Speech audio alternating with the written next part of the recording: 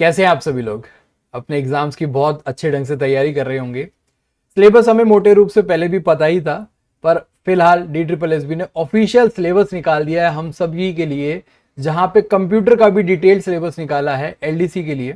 तो उस सिलेबस को एक बार देखते हैं। ये आप लोगों को वेबसाइट पे मिलेगा, वेबसाइट का लिंक यहाँ पे मैं आपको डिस्क्रिप्शन बॉक्स में भी दे दूंगा, और ये पूरा सिलेबस मैं अपने टेलीग्राम ग्रुप पे भी शेयर कर दूंगा, तो टेलीग्राम ग्रुप को भी ज्वाइन कर लेना। यहाँ पे आपको सेक्शन ए इंडिकेटिव सिलेबस लिखा हुआ है, यहीं पे आपका 1 year exam including computer subject 200 marks. इस पे जब आप क्लिक करोगे तो आप लोगों को ये सिलेबस खुल के आ जाएगा, जो कि आप लोगों का सिलेबस है lower division clerk, junior assistant, stenographer, जो आपका एक कंबाइंड पेपर होना था, उसका यहाँ पे सिलेबस आप लोगों को मिल जाएगा। तो सेक्शन ए लिखा हुआ है, उस बात पे आप कंफ्यूज मत होना, और ये मत होना कि हमारे एग्जाम में सेक्शन ए और सेक्शन बी क्या होगा, उस बात पे मत जाना। बस क्योंकि ये जो पूरा का सिलेबस है ना, ये जो टीचिंग टेक्निकल एग्जाम्स होते हैं उसके सिमिलर सिलेबस है, बस यहाँ पे आपका कंप्यूटर एक्स्ट्रा है, तो उसी सेक्शन में इन्होंने डाल दिया। तो उस बात से कंफ्यूज मत होना, बाकी आपका ये सिलेबस LDC के लिए ही है, यहाँ पे ऊपर क्लियरली मेंशन है, और यहाँ पे मार्क्स भी डिस्ट्रीब्यूट करे हुए हैं। जैसे कि आप लोगों को पता है कि कंप्यूटर सेक्शन ऐड होने के बाद पहले जो सेक्शन मैथ्स का, रीजनिंग का, इंग्लिश का, हिंदी का, जीके का 40 मार्क्स का होता था, वो 35 मार्क्स का हो गया। सब में से 5-5 मार्क्स कम कर दिए गए और एक 25 मार्क्स का कंप्यूटर सेक्शन ऐड कर दिया गया। जैसा आप लोगों को यहाँ पे दिख रहा है कि ये वही सारे सिलेबस है जो अभी तक हम पढ़ते आए हैं और अभी तक हमने करी हुई चीजें हैं, तो वहां पे बट फिर भी यहाँ पे एक देख लेते हैं कुछ जो चीजें नई देखने को मिल रही हैं। जैसे यहाँ पे रीजनिंग में जो सबसे अच्छी बात मुझे लगी है कि अब आप लोगों के पास वो सारी चीजें होंगी जिसको थोड़ा सा हम यूं कहें कि इग्नोर करके चलते थे, जैसे कि problem solving, analysis, judgement, decision making, इस तरीके के टॉपिक आपको सिलेबस में दिखने के बाद ये वाले चैप्टर्स भी आप उतने ही इंपॉर्टेंस के साथ देखेंगे जितने आप कोडिंग डिकोडिंग को देखते थे, जितने आप पेपर फोल्डिंग को देखते थे, या और बाकी के जो आपके टॉपिक्स होते थे उनको देखते थे। तो ये आप लोगों का रीजनिंग का सिलेबस रहेगा, इसमें ज्यादा डिटेल में बात करने वाली चीजें कुछ कमी है। बाकी अगर जनरल अवेयरनेस की बात करें तो ये सभी को पता है कि भाई यहाँ पे किस तरीके के क्वेश्चन होते हैं। जनरल अवेयरनेस लगभग सभी एग्जाम की सिमिलर होती है। यहाँ पे history, polity, constitution, sports, art and culture, geography, वो सारा मेंशन करा हुआ है। बट यहाँ पे एक बात ध्यान देने वाली है कि बहुत सारी ऐसी चीजें होंगी यहाँ पे जो मेंशन नहीं करी गई होंगी, पर फिर भी क्वेश्चन पूछे जाएंगे, क्योंकि आप लोग पहली ही लाइन पढ़ेंगे तो जनरल अवेयरनेस ऑफ उसके इन्वायरमेंट एंड अराउंड हिम, तो कुछ भी इंक्लूड हो सकता है जनरल अवेयरनेस में। यहाँ पे बहुत ज्यादा पॉइंट की हमें इतनी नॉलेज नीड नहीं थी कि एक एक पॉइंट हमें पता हो, बट स्टिल जो ये पॉइंट यहाँ पे टॉपिक्स मेंशन करे हुए हैं इस पे तो हम खास तौर पर ध्यान देंगे ही। जैसे आर्ट एंड कल्चर होगा, ज्योग्राफी होगा, इकोनॉमिक्स होगा, everyday science, scientific research, national institutes वगैरह।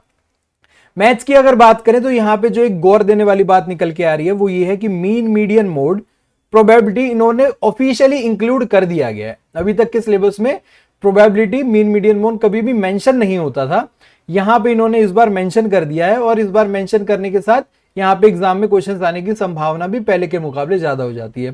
पहले भी क्वेश्चंस आए हैं बट वो एक अनएक्सपेक्टेड रूप में देखे जाते थे कि एक आध शिफ्ट में कभी कभार प्रोबेबिलिटी का एक क्वेश्चन आ गया तो आ गया, नहीं तो मोस्टली नहीं आता था।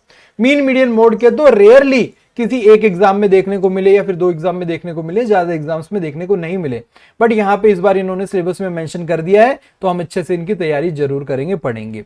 अगर DI की बात करें तो DI इन्होंने डिटेल वाइज यहाँ पे बता दिया कि tables and graphs, pie chart, line graph, bar graph and Venn diagram, ये सारी चीजें यहाँ पे DI डेटा इंटरप्रिटेशन का जो कंबाइंड एक इनको फॉर्म कहें वो हम ऑलरेडी पढ़ते आए ही हैं।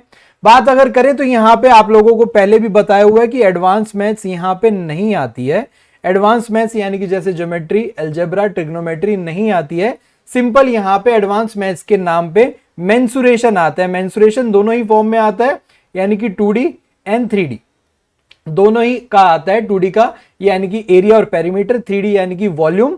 तो यहाँ पे ये सारी सरफेस एरिया एंड वॉल्यूम, तो दोनों ही तरीके के क्वेश्चन यहाँ पे आपको देखने को मिलते हैं। बात करूं अर्थमेटिक की तो क्या क्या टॉपिक्स हैं, वो तो अर्थमेटिक पूरा का पूरा अर्थमेटिक ही है, एडवांस मैथ्स है नहीं। तो यहाँ पे नंबर सिस्टम है including simplification, decimal fraction, LCM, SCF, ratio and proportion, percentage, average, profit and loss, discount, simple and compound interest, time and work, time and distance, इस तरीके के सारे टॉपिक यहाँ पे मेंशन कर दिए गए हैं। ये सभी के सभी टॉपिक्स हम ऑलरेडी अपनी क्लासेस में पढ़ चुके हैं, आप लोग भी समझ चुके हैं, मैं पढ़ा भी चुका हूं। 2-2, 3-3 प्लेलिस्ट आप लोगों की ऑलरेडी अवेलेबल है प्लेसमेंट यूट्यूब चैनल पर। सारे टॉपिक करवाए हुए हैं। मीन मीडियन मोड और प्रोबेबिलिटी नहीं करवाया हुआ है, जो कि मैं जल्दी आने वाले दिनों में आप लोगों के साथ शेयर करके उसको भी कंप्लीट करवा दूंगा। बात करें इंग्लिश और हिंदी की, इंग्लिश और हिंदी आप लोगों को पता ही है जिस तरीके की बात होती है कि vocabulary, grammar, sentence structure, synonym, antonyms, correct usage, same आप लोगों का इंग्लिश और हिंदी दोनों में ही रहने वाला है। अगर यहां पे बात करें कंप्यूटर की, ये चीज एक अच्छी करी इन्होंने कि पूरा पूरा सिलेबस हमें सामने रख दिया। यहां पे इन्होंने कंप्यूटर का जो बेसिक स्ट्रक्चर था, पहले सिर्फ इतना लिखा हुआ था, basic familiarities with computer, internet, social media and other office automation, यहां पे थोड़ा डिटेल में बता दिया हमें। अब इसको लेकर हम और अच्छे ढंग से कंप्यूटर की तैयारी कर सकेंगे। कंप्यूटर बेसिक्स में organization of computer, central processing units, input output devices, computer memory जैसे primary memory, secondary memory, memory organization, backup devices, ports, window explorer, keyboard shortcuts, ये सारी चीजें ऑलरेडी हम करते आए हैं। Windows operating system including Microsoft Office like MS Word, MS Excel, PowerPoint, ये basic computers में आता ही आता है। Working with internet, email, web browsing, search, downloading, uploading, managing email account, E banking, ये थोड़ा एक अच्छा टॉपिक है जिसमें ई बैंकिंग से रिलेटेड क्वेश्चन पूछेंगे। Basics of network, cyber security, network devices and protocols, network and information security threats like hacking, virus, worms, Trojan etcetera. ये आप लोग इसको देख के बहुत ज्यादा परेशान मत होइएगा, क्योंकि ये सारी चीजें ऑलरेडी करवाई हुई हैं हमने अपने प्लस माइनस के जो आपका कंप्यूटर का कोर्स है उसमें सारी चीजें इंक्लूड करी हुई हैं। यहां पे एक चीज देखने वाली बात है कि जो ऑफिस ऑटोमेशन है इसमें बहुत ज्यादा दिक्कत वाली चीज आप लोगों के लिए होनी नहीं चाहिए, क्योंकि ऑफिस में यूज होने वाले जो सॉफ्टवेयर होते हैं, MS Word, Excel, PowerPoint, वो उसी के इंक्लूड में यहाँ पे आप लोगों को चीजें बता दी जाती हैं। सोशल मीडिया में तो आप वैसे ही ऑलरेडी बहुत एक्टिव रहते तो उसकी काफी नॉलेज होती है, बट स्टिल जो मोटे मोटे पॉइंट होते हैं, जैसे कई बार बहुत बेसिक क्वेश्चन आ जाता है कि अगर हम फेसबुक पे अपनी कुछ थॉट्स या फिर कुछ फोटो शेयर करते हैं तो उसे क्या कहा जाता है, उसे पोस्ट कहा जाता है। तो उस तरीके की चीजें यहाँ पे बहुत बेसिक क्वेश्चन पूछ लिए जाते हैं। कई बार कुछ टेक्निकल चीजें पूछी जाती है, वो हमने कोर्स में कंप्लीट करवाई हुई है ऑलरेडी। और जो इसमें कुछ नए पॉइंट दिखने को मिल रहे हैं वो हम अपने कंप्यूटर वाले टीचर को कह के कुछ इंक्लूड करवा देंगे। आप लोगों की तैयारी मोटे रूप से अभी तक जो हमने सिलेबस आप लोगों को ऑलरेडी प्रोवाइड करा हुआ था उसमें सिर्फ मुझे देखने को मिल रहा है तो 2-3 टॉपिक जैसे प्रोबेबिलिटी, मीन मीडियन मोड, इस तरीके के टॉपिक ही एक्स्ट्रा देखने को मिल रहे हैं जो कि आपके इंक्लूड हो जाएंगे।